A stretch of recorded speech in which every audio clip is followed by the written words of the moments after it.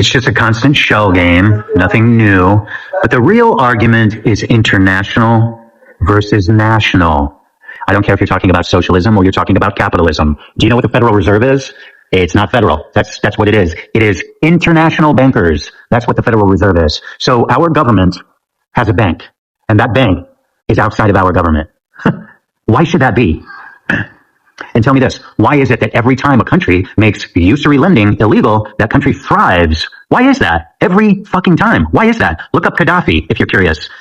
Look up, what's the guy, South America that we just kidnapped? Maduro. You may have heard of this one particular mustache man from history. Do you know the first thing he did?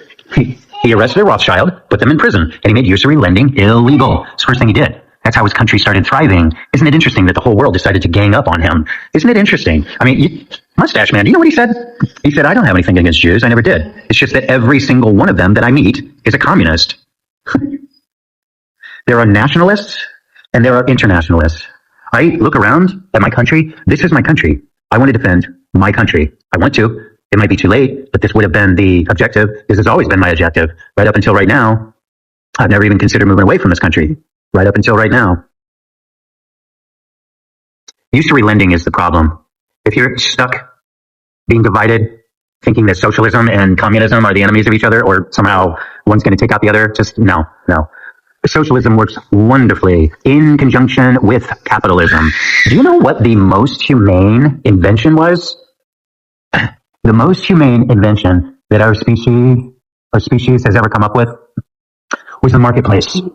The marketplace. Before the marketplace, if you have something that I want, I'm going to come and I'm going to rip your head off. I'm going to kill you. I'm going to kill your family. If you have something I want, that's how that happened. That's how that was attained. The market ended that. It ended that. It said, hey, I want this. I want this. I'll give you this for that. That's a great human invention. That's what capitalism is supposed to be. So no, capitalism is not the enemy. You have to remember that compassion is what's lacking in today's usury system. Either usury or you get the Uzi.